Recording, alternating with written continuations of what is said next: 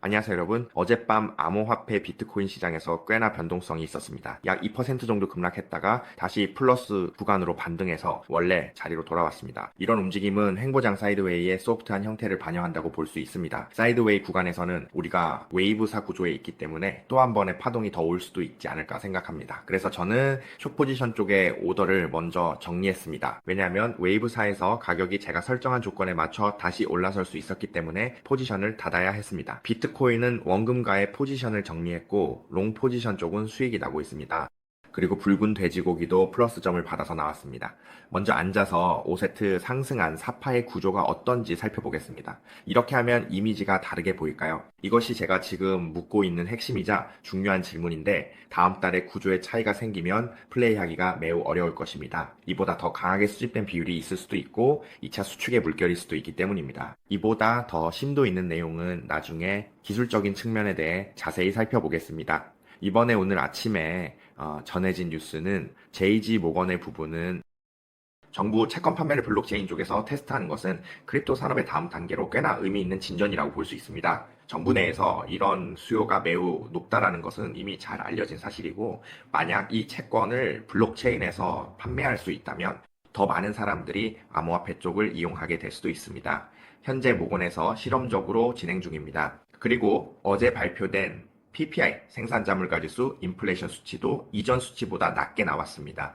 이는 감소한 것으로 볼 수 있습니다. 하지만 종씨의 파트에서는 종씨가 연설에서 말하길 앞으로 금리 조정에 있어 연준이 발표되는 인플레이션 수치를 더욱 신중하게 고려해야 할 것이라고 했습니다. 이로 인해 시장도 현재 다소 혼란스러운 상황입니다. 전체적으로 지금 시장을 어떻게 봐야 할지에 대한 의견이 분분합니다. XM은 세계적으로 상위권에 속하는 브로커로 FSC, DFSA 등 전 세계적으로 인가를 받은 곳입니다. 그래서 전 세계 사용자들이 XM을 선택하고 있습니다. 만약 아직 금통화상 등 다양한 자산을 거래할 트레이딩 계정이 없다면 아래 링크를 통해 계정을 개설할 수 있습니다. 본격적인 내용에 들어가기 전에 친구분들께 좋아요 버튼을 눌러주시길 부탁드립니다. 구독 버튼 눌러주시고 댓글 남겨주시면 감사하겠습니다. 여러분 한마디가 저희 팀에 큰 힘이 됩니다. 라이브 디스코드에서 대화 원하시면 아래 링크 클릭하세요. 포토 유튜브 채널도 구독해주세요. 주간 클립도 업로드되고 있으니 관심 있으신 분들은 꼭 확인해보세요. 저희가 운영하는 iJustCall 스토어도 있으니 원하시면 방문해보실 수 있습니다. 아스세트 웨이브 3에서는 자산 추가 중이고 현재 50개 정도 자산이 있습니다. 저희 클래스에는 두 가지 강좌 열려 있습니다. Bind to Indigo 오픈되어 있고 패키지 프로모션도 진행 중이니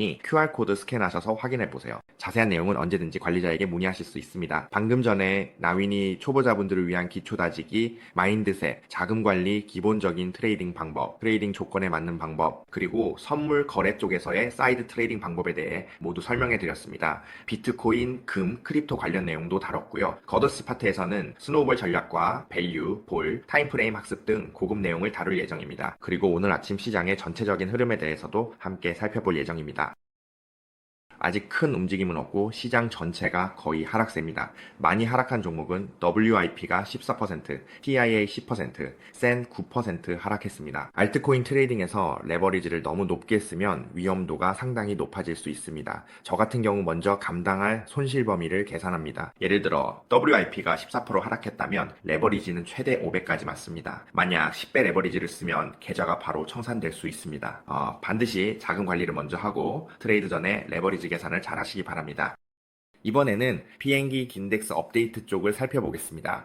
오늘 아침에도 여전히 탐욕 구간에 머물러 있지만 망설임이 섞인 탐욕입니다. 그리고 차트는 횡보 사이드웨이 구간을 보이고 있습니다. 현재는 약간의 계획 변경이 있었고 세부적인 부분은 곧 확대해서 보여드리겠습니다. 이 구간에서는 해당 차트에 대한 우려가 꽤 높은데 만약 이런 식으로 사이드웨이가 이어지다가 다이버전스가 해소된다면 꽤 힘들어질 수 있습니다. 이번에는 롱숏 포지션의 청산 상황을 보겠습니다. 어젯밤 업데이트에 따르면 매도 숏 쪽에서 청산이 발생했습니다. 폭락이 꽤 빠르게 일어났기 때문에 청산이 발생했고 다시 원래 구간으로 반등했지만 아직 강하게 오르지는 못하고 있습니다. 만약 강하게 오르면 숏 포지션도 마찬가지로 청산이 일어날 수 있습니다. 현재는 롱 포지션 쪽에서 청산이 더 많이 발생했는데 시장이 조정되고 하락이 있었기 때문입니다. 비트코인 쪽을 보면 5월 한 달 동안의 수익률이 현재 약 9% 정도로 업데이트되어 있습니다. 그리고 이 9%는 상단 박스권에서의 횡보 속에서 나온 수치라서 저도 좀 혼란스럽습니다. 저 역시 약간 어리둥절한 상태입니다. 때로는 트레이딩을 할때 만약 차트 구조가 뚜렷한 트렌드 없이 옆으로만 움직인다면 이번처럼 트렌드 없는 장에서는 매매가 어렵습니다. 그래도 이번에는 순이익을 내고 있는데 이더리움 매수로 수익을 냈기 때문이죠. 무당에서도 조금 챙겼지만 그쪽은 거래량이 많지 않았습니다. 비트코인은 원금 수준에서 정리했습니다. 비트코인을 태국 바트로 환산하면 현재 304 바트입니다. 네, 이 304 바트라는 가격대는 지지 구조가 형성된 구간입니다. 그리고 제가 주목하는 근처의 저점은 바로 이 저점입니다. 지금 이 시점에서 고점을 돌파할 수 있을까요? 가능성은 있습니다. 하지만 이번 달은 다이버전스가 발생하는지 주의 깊게 지켜봐야 하는 달입니다. 만약 다이버전스가 없다면 좋은 구조라고 볼 수 있습니다. 하지만 다이버전스가 발생한다면 다소 힘든 구조가 될 수 있습니다. 그리고 이더리움 현물 ETF 쪽으로 넘어가서 오늘 아침 기준으로 약간 하락세를 보이고 있습니다. 그리고 비트코인도 마찬가지로 약간 하락세를 보이고 있습니다. 금리 인상과 관련된 부분에 대해서는 현재는 금리가 동결된 상태입니다. 그리고 약 33일 후에 다시 만날 예정입니다. 파월 의장이 다시 한번 연설할 예정이죠. 어젯밤에도 파월 의장이 나와서 인플레이션에 대한 우려를 언급했습니다. 최근에 PPI 생산 자물가 지수가 마이너스로 발표되었죠. 그 말은 인플레이션 수치가 하락했습니다. 어제 CPI도 이 점사에서 이 점삼으로 떨어졌죠. 하지만 파월 의장은 인플레이션 수치를 바라보는 시각을 조금 바꿔야 할 수도 있다고 말했습니다. 이 부분은 탈록 쪽에서 게시한 내용이기도 합니다. 어젯밤에 저는 파월 의장이 무슨 말을 했는지 직접 보지는 못했지만 그가 연설에서 연준이 새로운 통화 정책의 틀을 재검토해야 할 시기가 올 수도 있다고 언급했다고 합니다. 공급 측면의 충격으로 인한 인플레이션 급등 위험이 앞으로 더 자주 발생할 수 있기 때문입니다. 그 말은 발표된 수치가 실제 수치가 아닐 수도 있다는 의미일까요? 여러 요인들이 겹쳐서 나타난 수치일 수도 있다는 거죠. 대략 그런 식으로 파월 의장이 말했습니다. 금리 조정에 있어서는 더 세밀하게 집중해야 한다는 겁니다. 이런 내용이었고요. 앞으로 어떻게 될지 지켜봐야 할 것 같습니다. 시장의 반응은 그다지 좋지 않았습니다. JP 모건의 경우 최근에 일종의 실험을 진행했다고 합니다. 이번에는 체인링크 쪽, 즉 블록체인에서 국채를 실험적으로 판매해보는 시도를 했습니다. 이것은 크립토 산업에 있어 꽤 긍정적인 움직임이라고 볼 수 있습니다. 이 소식은 좋은 뉴스 중 하나로 볼 수 있겠죠. 이제 기술적인 부분으로 넘어가 보겠습니다. 이제 금 상황을 말씀드리자면 4시간 타임프레임 차트에서 가격이 다시 지지선을 회복했습니다. 어제 가격이 아래에 머물렀을 때 이 구간에서 조정과 추가 하락이 있었다면 저는 계속 숏 포지션을 유지했을 거예요. 하지만 가격이 지지선을 회복했다는 건 차트 구조가 우리가 예상한 명확한 하락 추세는 아닐 수 있다는 의미입니다. 오히려 횡보 구간일 가능성이 더 뚜렷해지고 있습니다. ABCD 패턴이 나오고 이 파동이 나올지는 아직 확실하지 않지만요. 만약 이 파동으로 떨어진다면 우리는 롱 포지션으로 진입해 볼 수 있습니다. 하지만 숏 포지션은 계속 보유하지 않을 생각입니다. 횡보장이기 때문이죠. 횡보장은 숏 포지션 매도 쪽에서 위험이 더 커지거나 리스크가 높아집니다. 저는 포지션을 정리했고 두 가격 구간에서 청산했습니다. 청산 가격은 1037, 1018쯤이었던 것 같아요. 제가 MTS를 열어서 확인한 원가 가격에 대한 질문인데요. 그날 비트코인에서는 이번 라운드에 아무것도 얻지 못했습니다. 하지만 이더리움 두 개와 부댕 쪽에서는 수익을 냈어요.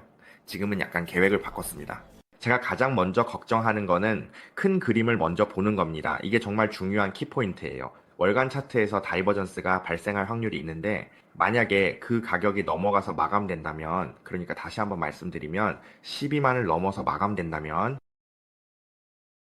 다이버전스가 발생할 확률이 높아집니다. RSI가 속도를 못 따라가서입니다. 다이버전스 생기면 다음 달엔 이런 매도 압력이 생길 수 있습니다. 다이버전스 후 차트에 다시 신호가 나오고 그 뒤엔 시장이 나아가기 어려울 것 같습니다. 이미 이전 캔들에서 신호가 나와 앞으로는 힘든 구간일 것 같아요. 그래서요, 만약 시장이 정말로 건강하게 상승하려면 이런 식의 갭이 없어야 합니다. 그렇지? 줄여서. 올라오고 올라오는데 그래픽이 전혀 없어. 보이시죠? 이건 꽤 예쁘게 올라간 경우이고 슈퍼블리시 한 67개월입니다. 그런데 이번에는 좋은 뉴스가 꽤 많이 섞여 있지만 우리는 그래픽을 만나게 되었어요. 그건 그다지 좋은 상황이 아니죠. 만약 다이버전스까지 발생한다면 그것도 역시 별로 좋은 상황이 아닙니다. 왜냐하면 첫 달의 퍼센트에서 그래픽이 발생할 가능성이 있기 때문에 우리는 여전히 이런 가격 구조 근처에서 맴돌게 될 거예요. 좀 지루한 구간이죠. 대략 이 정도로 설명할 수 있겠네요. 하지만 만약 다이버전스가 발생하지 않는다면 그건 좋은 움직임이 될 거예요. 왜냐하면 다이버전스가 없는 초록색 캔들이 나오면 다음 달에 완전히 큰 초록색 캔들이 생기는 거죠. 이게 바로 제가 트레이딩 할 때 좋아하는 부분입니다. 그리고 많은 분들도 아마 이런 걸 좋아하실 거라고 생각해요. 자, 이제 계속해서 다음 부분을 살펴보겠습니다. 이번에는 구조적인 패턴으로 보는 관점에서 이야기해 볼게요. 세부적인 그림에서는 제가 약간의 수정을 했습니다. 그래서 세부적인 그림을 조금 살펴보면 차트의 구조가 만약 약 106, 0 근처 구간에서 마무리된다고 본다면 제가 아까 셀을 옮기라고 말씀드린 부분이죠. 만약 그게 마무리된다면 이제는 하락으로 전환되어야 합니다. 더 이상 이런 식의 횡보, 즉 트랜스크와 같은 움직임이 나타나면 안 됩니다. 왜냐하면 만약 이런 식으로 트리클처럼 움직인다면 그게 무슨 의미냐면 이 구간이 5파동의 끝이 아니라 3파동이라는 뜻입니다. 3파동이 끝나고 4파동이 이어지는 거죠. 맞죠? 그리고 그걸 NAR이라고 부릅니다. 결말은 모티프나 인푸트, 직접적이거나 그런 거, 결말 같은 거예요. 그것은 꼭대기에서 끝납니다. 테이크 타임이다. 우리가 놀면 되지. 그렇지. L 레그는 우리가 C 레그나 A 레그로 플레이하고 배팅하는 방식으로 플레이할 수 있고 레그가 떨어지면 그런 식으로 받아들일 수 있습니다. 그리고 다시 휠을 돌려보세요. 우리가 할 수 있는 일은 다음과 같습니다. 나중에 할 수도 있겠네요. 크기가 작을 수도 있습니다. 실제 작업을 다시 한번 봐야겠어요. 위티엔씨와 비슷할 수도 있고 하루 정도 잠깐일 수도 있고 그런 식일 수도 있어요. 그것이 언제 제자리에 있는지 알아야 플레이할 수 있죠. 이번에는 낮의 측면 이미지에서 조금 걱정스러운 부분이 있습니다. 왜냐하면 만약 이게 그런 구조의 형태라면 웨이브사에서 오로 올라가는 이 부분이 아직 끝나지 않은 파동일 수도 있지만 만약 여기서 끝나버리고 엔드 오브 메이에서 대략 18, 0 근처에서 마무리된다면 확실히 다이버전스가 발생할 겁니다. 그래서 이 구간의 조정은 강하게 하락하는 조정이 될 가능성이 높아요. 이게 우리가 다이버전스가 발생하는 걸 별로 원하지 않는 이유입니다. 그래서 먼저 하락이 나와주길 바라는 거죠. 이게 우리가 아직 A 파동일 수 있다고 보는 첫 번째 케이스입니다. 두 번째 케이스는 우리는 이게 불리시 트렌드라고 보지만 이 불리시 트렌드는 엔드 오브 메이 전에 끝나야 한다고 생각합니다. 무슨 말인지 아시겠죠? 즉 메이가 끝나기 전에 16.0을 돌파해 상승해야 하고 그 후 조정이 와서 다시 원래 구간 근처에서 마무리되어야 한다는 뜻입니다. 이렇게 해야 메이 차트가 다이버전스가 있는 뉴 하이 구간에 계속 머물 수 있습니다. 그래서 이 시나리오가 발생한다면 우리는 약간 관점을 바꿔 한 번 더 상승해 뉴 하이를 만들고 그 다음 하락해 조정이 오며 이 구간이 3파의 첫 번째 즉 ABC 파동의 일부가 될 수 있다고 봅니다. 그런데 여기서 아직 끝나지 않았다고 보는 이유는 현재가 횡보 사이드웨이 구간이기 때문입니다. 횡보 사이드웨이는 파동이 끝나기 전 자주 마주치는 구조입니다. 이건 제가 공부하며 배운 내용입니다. 이런 횡보 구간 후 파동이 아래서 마무리되는 경우가 많습니다. 그래서 이런 패턴을 마주칠 수도 있습니다. 횡보 사이드웨이 이후 바로 위로 올라가 파동이 끝나는 경우도 있습니다. 이런 식으로요. 이건 작은 파동에서 반드시 횡보가 나오고 그 다음 위로 올라가 마무리되는 경우입니다. 이제 이게 1파로 끝나는지 A파로 끝나는지는 실제 차트를 보고 판단해야 합니다. 만약 1파로 끝난다면 2파가 조정되고 3파가 강하게 상승하는 즉 강세장 분리시 시나리오를 보는 겁니다. 좀 더 나아가서 만약 바로 급등해 횡보 없이 곧장 올라가 엔드 오브 메이에서 다이버전스 형태로 끝나는 경우도 있을 수 있습니다. 이 경우 5파로 바로 끝나는 셈이죠. 제가 보기엔 이건 이미 수렴, 콜렉션 단계라고 생각합니다. 잘못 눌렀네요. 죄송합니다. 이 게임은 여기로 조금씩 이동해 왔어요. 오케이. 이 컬렉션은 ABC 패턴으로 마무리된 거죠. 오늘도 제가 또 내려가서 ABC로 끝났습니다. 이 깊은 컬렉션도 우리가 똑같이 볼 수 있는 부분이에요. 오케이. 이제 옮겨볼게요. 수평적으로 보는 부분에서는요. 우리는 여전히 강세장으로 보고 있어요. 강세장으로 보고 있죠. 예, 퍼센트를 더 올리고 싶긴 한데 아직 약간 망설이고 있어요. 왜냐하면 지금 말씀드린 5월 말의 그림에는 두 가지 케이스가 있기 때문이에요. 이 초록색 부분에서는 대략 이런 식으로 올라왔죠. 10년 정도 그런 식으로 다이버전스가 끝나는 경우가 있고 또 다른 경우는 그냥 위로 확 치고 올라가는 경우도 있어요. 403 정도인데 지금 이 상황이 사이드웨이 구조라면 위로 강하게 확 치고 올라가는 경우의 확률은 많지 않아요. 왜냐하면 이건 먼저 사이드웨이 파동이고 또 다른 파동 세트가 빠르게 끝나는 경우거든요. 이해가 되시죠? 그래서 여기서는 위로 다이버전스가 일어날 확률이 더 높다고 볼 수 있어요. 제 생각엔 50% 정도는 위로 다이버전스가 일어날 것 같아요. 이건 좀 힘든 경우죠. 진짜 그린 케이스이긴 한데 그렇게 좋아하는 그린 케이스는 아니에요. 왜냐하면 만약에 우리가 이 구간에서 계속 맴돌고 있다면 결국 다시 원래 구간으로 돌아와서 움직이게 될 테니까요. 이 구간에서 빠르게 벗어나면 좋겠죠. 자, 이번에는 컬렉션 관점에서 한번 볼게요. 여기서 말하는 컬렉션은 지금 위쪽 구간에서 보이는 컬렉션이 아니라 조금 더 아래로 깊게 내려왔다가 다시 올라가는 대략 100 근처까지 내려왔다가 다시 상승하는 그런 컬렉션을 말하는 거예요. 그래서 40% 정도는 5개의 서브 구조가 무너졌어요. 저점이 올라온 그 구간에서요. 여기 이 구간 100영일 근처에서는 달러가 이 아래쪽 주황색 존에 위치해 있을 거예요. 그러니까 앞으로 어떻게 될지 한번 지켜봐야 될 것 같아요. 저도 확실히는 모르겠어요. 지금은 제가 말씀드린 대로 잠깐 쉬어가는 구간이라고 생각합니다. 그리고 깊게 조정이 내려오는 경우 이 케이스에서는 40% 정도까지 하락할 수 있는데 이 부분은 아직은 고려하지 않고 있습니다. 일단 넘어가고요. 이제 트렌드 라인 파트로 넘어가면 이 트렌드 라인 세트에서는 주황색 구간이 발생할 확률이 더 낮아졌다고 보고 있습니다. 그리고 초록색 구간이 나타날 가능성은 더 높아졌어요. 하지만 이 초록색은 확실한 상승 신호라기보다는 끝까지 지켜봐야 하는 구간입니다. 일단 초록색을 메인 시나리오로 보고 있습니다. 노란색 구간 발생은 줄어들 수 있는데 그 이유는 서브 차트에서 보이는 것처럼 횡보 구간이 나타나기 때문이에요. 그 부분은 트렌드 한 세트에서 위쪽으로 올라갈 기대감이 있습니다. MCMC 쪽에서 접근하고 싶은 분들은 롱달러 포지션 오픈 이후 계속 위쪽 TP를 보고 있습니다. 같은 전략을 유지하고 있고 특별히 달라진 건 없습니다. 금 쪽 잠깐 보면 어제 금 때문에 조금 아쉬웠어요. 왜냐하면 제 예상이 맞았거든요. 정확히 맞았죠. 다시 강세장이 올 거라 봤는데 보라가 먼저 진입해버렸어요. 이번엔 아쉬운 상황이었어요. 저도 눌림목을 기다렸다가 진입하고 싶었거든요. 만약 다시 눌림이 온다면 또 한 번 진입 타이밍을 찾을 생각입니다. 예를 들어 이 구간에서 가격이 내려오면 진입해서 저점이 높아지는지 이 저점에서 반대가는지 등을 볼 거예요. 다만 지금은 진입하기엔 거리가 멀어도 가까운 지점에서 진입 기회를 찾으려고 합니다. 그리고 위쪽 구간에서 TP를 노리는 전략을 유지할 생각이에요. 현재로선 금의 숏 포지션은 생각하지 않고 이 구간에 롱 포지션이 더 유리하다고 보고 있습니다. 어제도 그랬고요. 방향성을 맞게 봤고 시나리오도 맞았는데 HL 고점과 저점이 너무 가까울 거라고 기대한 게 조금 아쉬웠어요. 사실 가까웠냐고 물으면 이 구간도 충분히 합리적인 구간이긴 해요. 만약 여기서 이탈한다면 그때는 하락 추세로 전환된다고 볼 수 있겠죠. 그런데 이탈했다가 다시 반등해서 올라온 게 이번에 좀 아쉬운 부분이었습니다. 그래서 지난번에 진입했던 포지션에서 수익이 절반 정도 사라졌어요. 그래도 괜찮아요. 다시 진입할 타이밍을 찾으면 되니까요. 트레이딩을 하다 보면 이런 감정적인 상황을 계속 겪게 되는 것 같습니다.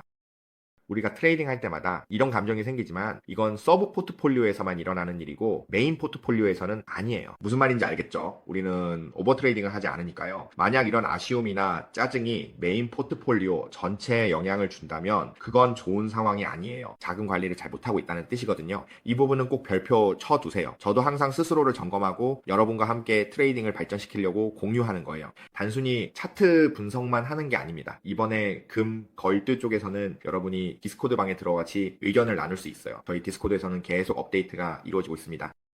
규칙방에 들어오셔서 규칙을 확인하신 후 웨이브 3방에서 함께 참여하실 수 있습니다. 그리고 멤버십 신청 부분도 아주 간단하게 작성하실 수 있으니 필요하신 분들은 바로 진행하시면 됩니다. 자, 이제 다른 시장의 전체적인 흐름을 조금만 더 살펴볼게요. 달러의 경우 여전히 약세를 보이고 있습니다. 달러가 아직 강하게 반등할 힘이 없어서 계속 비슷한 구간에 머물러 있는 상황이에요. 그리고 원유 쪽은 다시 하락 추세로 돌아섰습니다. 우리가 기준점을 잡아둔 그 지점을 아직 확실히 지키지 못하고 있기 때문입니다.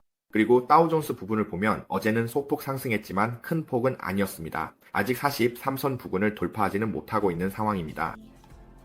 만약 돌파하지 못하고 다시 아래쪽 구간, 예를 들어 40선 아래에서 마감하게 된다면 이건 좀 위험할 수 있습니다.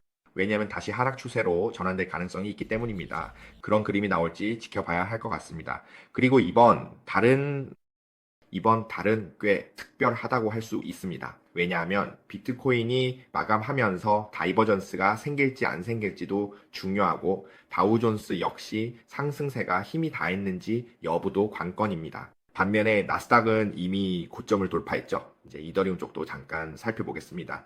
어제 비트코인과 함께 포지션을 정리했는데 이더리움에서는 그렇게 큰 수익을 내진 못했습니다. 대략 5060 정도, 1710 정도 수익을 냈는데 아직 정확한 숫자는 확인하지 않았고 그냥 코치 올을 눌러서 정리했습니다. 지금 우리는 다시 트레이딩을 해야 합니다. 이번 세트에서는 약 4% 정도 수익을 냈는데 이 정도면 괜찮다고 생각합니다. 하지만 우리는 리스크 관리를 위해 저항선 근처에 테이크 프로핏을 설정해 두었습니다. 만약 가격이 저항선을 돌파하지 못하면 그냥 수익을 포기하는 거죠. 이제 이더리움 쪽에서 앞으로 볼 것은 횡보장 사이드웨이 확률이 더 높아질 것 같다는 점입니다. 우리는 가격이 깊게 조정될 거라고 보지는 않지만 만약 이 구간에서 횡보장이 이어진다면 그때 다시 한번 진입을 노릴 생각입니다. 롱 포지션 쪽에서는 BTC와 함께 진입할 수도 있을 것 같아요. 지금 BTC는 제 생각에는 며칠 정도 더 지켜보는 게 좋을 것 같습니다. 그리고 무댕 파트도 포지션을 정리했는데 무댕에서는 꽤 높은 수익률을 얻었습니다. 왜냐하면 그쪽은 조정이 세게 나오지 않았거든요. 그리고 이번 라운드에서는 알트코인들이 반등이 별로 강하지 않았습니다. 그리고 알고리즘 관련 파트는 제가 아까 확인을 못했는데 지금 상황이 어떤지 저도 궁금하네요. 시즌 초반에 대해서도 한번 살펴보고 싶었습니다. 네, 영상 마치기 전에 잠깐만 더 살펴볼게요. 지금은 비트코인 시즌보다 낮은 구간으로 조정이 들어간 상태입니다. 매일 20이 근처에 머물고 있는데 사실 25, 26 이상으로 올라가야 추가 상승 추세를 기대할 수 있거든요. 그런데 지금은 다시 떨어졌고 비트코인 구조도 상단 박스권에 머물러 있어서 저도 약간 혼란스럽네요. 여러분은 차트 구조를 어떻게 보고 계신지 궁금합니다. 댓글로 의견 남겨주시면 같이 이야기해봐요. 자, 계속 이어가 볼게요. 이번에는 전체적인 컬렉션 관점에서 만약 이 구간이 매매 구간이라고 본다면 어떤지 한번 살펴보겠습니다. 사이드웨이 구간에서 다음 매매 구간을 노릴 수도 있습니다. 여기서도 상승 추세에 진입할 좋은 타이밍을 찾을 수 있겠죠. 즉 우리가 상승 구간을 노릴 때 이 구간에서 컬렉션이 형성되기를 기다릴 수도 있습니다. 그리고 이 C파나 N파의 저점과 연결해서 진입하면 리스크가 1%밖에 되지 않습니다. 이후에는 위쪽 구간에서 익절 타이밍을 노릴 수 있겠죠. 이게 우리가 활용할 수 있는 전략입니다.